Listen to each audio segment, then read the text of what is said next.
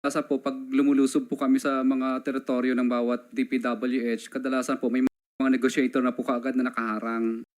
Tapos ang gagawin po nila, bago ka po makapag-drop ng bidding, kailangan ipasilip mo sa kanila yung mga financial documents nyo. Dahil pag hindi po, i-disqualified ka po nila o di ka pupunitan ng mga dokumento, pipilasan, babawasan. Kasi po may appointed taker na po sila. Kaya minsan po tatanungin kanila, ano to, laban or makikisama or ano po, mananahod.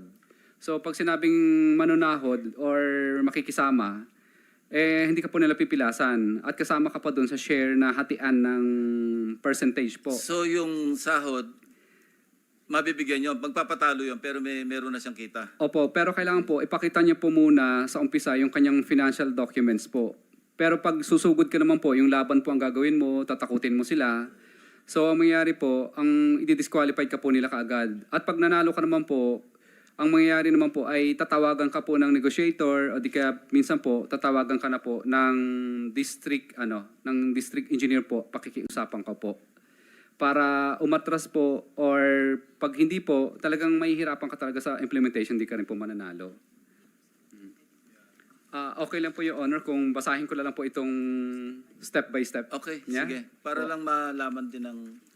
andito si Secretary Bonoan, tsaka si Yusek Cabral, maski wala na sila. At least, malaman lang nila kung paano nagmamagic sa baba ba. Di ba? Yes po, Your Honor. It may be too late in the day, pero nothing's too late. Di ba, Secretary, no? Your Honor, part na rin po ito ng affidavit ko. Okay lang po, basahin ko po. Sa nasalihan po namin mga public bidding, may 2 o 3, may mga sumasali para sa Ang share na tinutukoy ko ay kumakatawan sa maliit na porsyento o pera na binibigay ng takers. Takers po ang nagbibigay noon para sa mga mga negotiator at saka sa mga bids and award committee.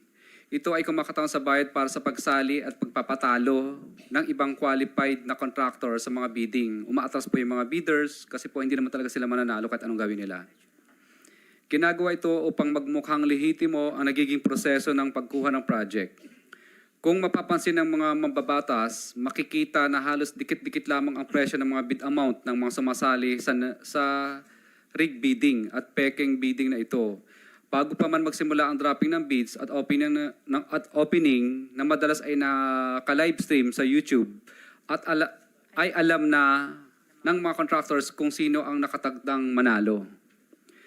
Kung biglang mag-dive o biglang pagbaba ng presyo sa kanilang bid na isinumite upang maging lowest calculated bid ay kadalasan dinidisqualify ito ng back gamit ang ilang proseso upang maibigay pa din sa taker ang project. Isa sa mga proseso ay ang pagpupunit sa dokumento o pagsulat sa mga pahina ng bidding documents upang madeklara itong non-compliant at tuluyan ng hindi makonsidera sa proyekto. Ilang beses naming sinubukan labanan ang prosesong ito sa pamamagitan ng pag-report at pagpapadyaryo sa mga tiwaling kawani ng gobyerno, ngunit hindi lahat ay nadadala dito. Mayroon akong mga naitagong newspaper clips na ako mismo ang nagkwento at naglahad ng mga kalokohang ginagawa ng DPWH, subalit hindi sila natitinag dito at patuloy pa din kaming dinidisqualify sa bidding.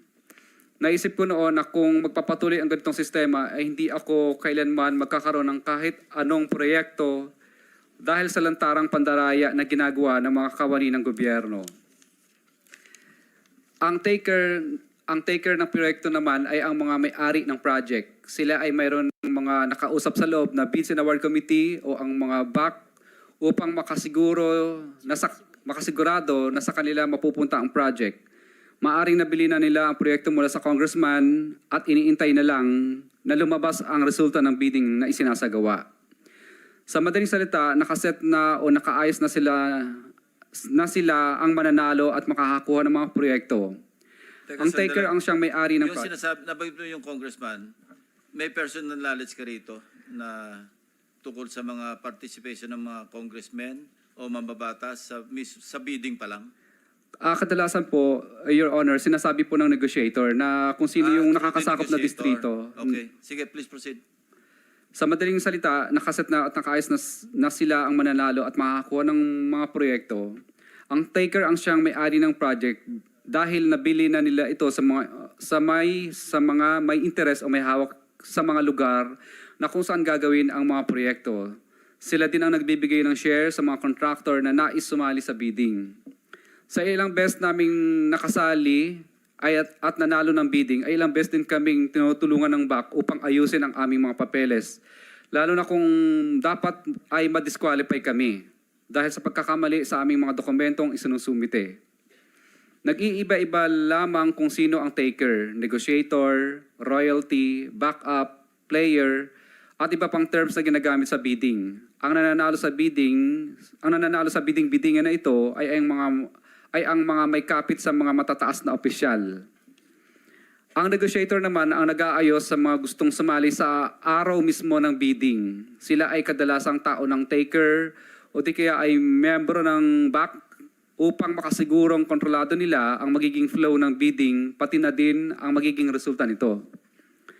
Ang royalty naman ang mga taong nanghihiram ng lisensya. Sa kalakarang ito, ang totoong gumagawa ng proyekto ay ang mga contractor na walang sapat na kapasidad upang makasali sa public bidding.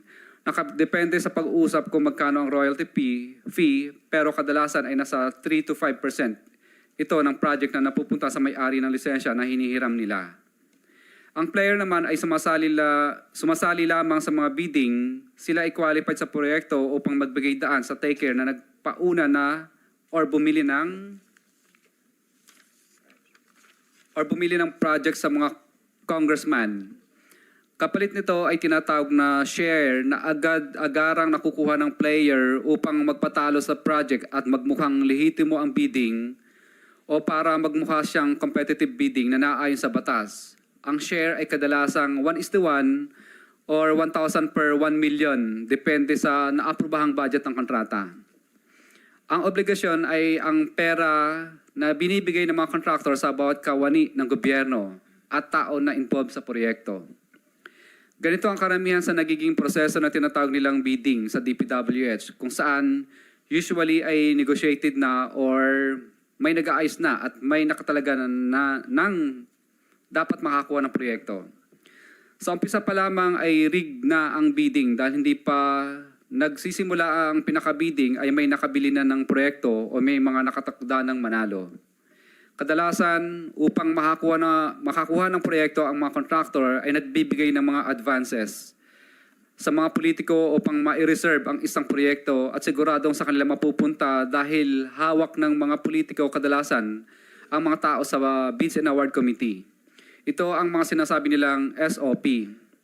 Sa araw ng bidding ay meron ding nag-aayos sa mga sasali na tinatawag na negotiator upang makontrol kung sino lamang ang bibili ng bidding documents at kung sino lang ang makakakuha at makakabili ng bidding documents, sila lang ang pinapayagang sumali sa public bidding. Nagawa-gawa lang para magmukhang lehitimo. Ang ibang qualified na contractor ay madalas na hindi na pinasasali at binibigyan ng tinatawag na share o porsyento. Ito ay nanggagaling sa taker o ang nakatakdang manalo sa bidding para mai-award sa kanila ang project. Ang halaga ng isang share ay nakadepende sa presyo ng project na naaayon sa dokumentong galing sa DPWH. Ang halaga ng share na nakukuha ng mga contractors na sumasali ay pumapatak sa 1 to 3% base sa total na presyo ng proyekto. Ibig sabihin, Excuse me, sundan ko lang. Ilang 1 to 3% yon yung binibigyan ng share? kadalasan po kung ilan po yung sumali Hindi, sa... ilan yon? Karaniwan? Average? Number of participants sa bidding? Depende po sa dami ng sumali. Kapag masyado pong Pangkaraniwan yung, on the average, ilan yung sumasali? kadalasan po, pinipigil na lang sila na hanggang 10 lang dapat sumali So, instead na 10, 50. 53%. Hindi po. Bali, yung 3% po, hati-hati na lang po yung Hati-hati lahat na. ng contractor Okay, thank you. doon. Base sa total na presyo ng proyekto, ibig sabihin, dito pa lang ay may nababawasan na agad na pinaka-operational budget ng taker. Kung susubukan naman naming hindi sumali sa kanilang gustong gawin at susubukan naming nasumunod sa tamang proseso, ay pinapunitan nila ang aming mga dokumento pang-bid para ma-disqualified o ma-classify bilang non-compliant kami agad. At hindi na ikinukonsidera ang mga dokumento para sa bidding process.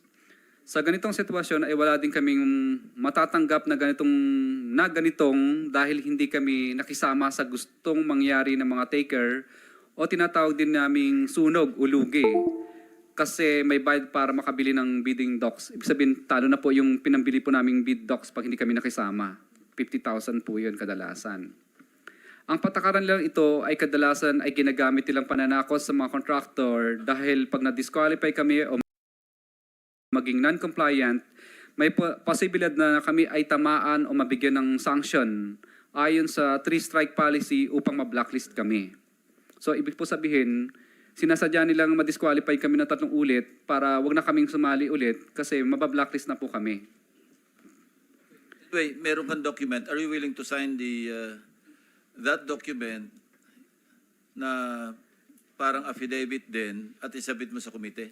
Yes po, Your Honor. Pero may the whole point is, parang sinasabi mo, the contractors are at the mercy of DPWH officials who sometimes are at the mercy of politicians.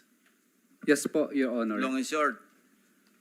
Mahaba pa ba yan? Yes, Your Honor. Konti na lang po. Oh, sige, Tapusin ko lang go po. ahead. Ang back ay involved sa ganitong sindikato simula pa lamang sa pagbili ng bidding documents hanggang sa matapos ang pag-evaluate ng bidding at may award ang proyekto. Minsan ay mismo ang back secretariat mismo ang negotiator upang maisigurado na walang makalusot sa contractor. Nagiging mas madali ang pagkuha ng project dahil may tinatawag sila na padulas o ang perang kinukuha ng back mula sa contractor. Sa ganitong pamamaraan ay pinapadali din ng back ang pag-award at pag-ayos ng mga bidding requirements sa project. Ibig sabihin, kahit dapat wala silang pinapaboran ng mga bidders o contractors dahil may mga padulas, ay sila mismo ang tumutulong para mapabilis ang proseso. Kadalasan ay sila na ang nag-aayos at nagsasabit mismo ng bidding documents ng kumpanya upang mapabilis ang mga billing na naayon sa accomplishment ng project. Kung hindi ito gagawin, ay gigipitin nila ang mga contractor, pupunitan ng mga papel upang mahirapang ma-award ang project.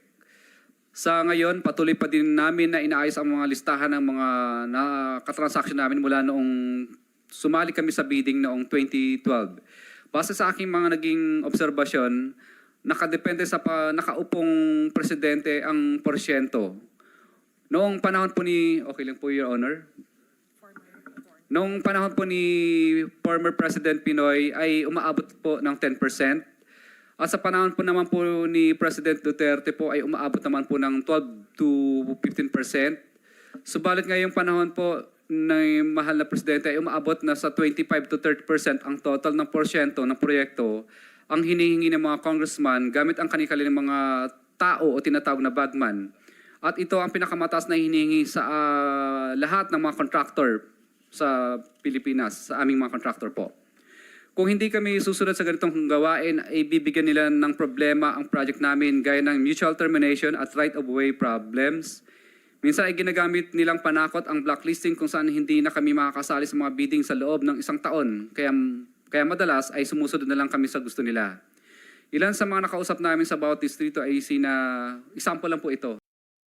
Ay sa Quezon City, for example, si D. Eloida ay lagi akong tinatawagan pag lumalabang kami sa bidding na may taker sa mga projects nila. Kaya nakikisama na lang kami kasi pag hindi kami Teka muna, sabi mo example lang, hindi yan accurate? At totoo po ito. Ay, bakit example? Kasi po, ilan lang po ito sa mga babanggitin ko kasi masyado Sige. po mahaba. Nakikisama na lang kami kasi kapag hindi magagalit ang politiko na may hawak sa kanila at tatanggalin sila sa pwesto at ipapaba-blacklist daw kami sa pamamagitan ng 3-strike policy. Tinatanong ko kung sino politiko dyan, ngunit ayaw nila itong sabihin dahil sa kanilang posisyon bilang district engineer. Sila ang may control ayon sa kung sino ang congressman ng district na nakakasakop sa area ng projects na nilalabanan namin. Year 2022 onwards, ang kalakaran po dito tuwing sumasali sa bidding, hinaharang kami agad ni Lynn, negotiator sa bidding. Kapag matigas ang ulo naming nagdadrop pa rin kami sa aming bids, kahit anong subok naming ayaw buksan ang financial bid na aming isinumite. Kapag nanalo sa bidding, matatanggal si D.E. Loida. Siya po mismo ang tumatawag sa akin para magpa-disqualify na lang kasi kapag hindi, gagawan di umano ng paraan upang madali o sa three-strike policy. Para maiwasan naming ma-blacklist at magalit sa akin ang politiko na may-ari ng mga projects, tinatanong ko sino ang mga politiko ng district ng mga congressman na nagpapabidding sa DPW's Quezon First Deo. DPW's Quezon City First Deo. Sa DPW's Quezon City Second Deo naman, ganun din ang bidding dito sa panahon ni D.E. de Bonadera, year 2022 onwards, na sinundan naman ni D.E. protesta, wala din masyadong bidding. Kasi kapag sumasali kami, disqualified agad at papakiusapan ka ng negotiator na umatras kasi may taker na rin mga politiko dito. Kung kanino galing ang projects.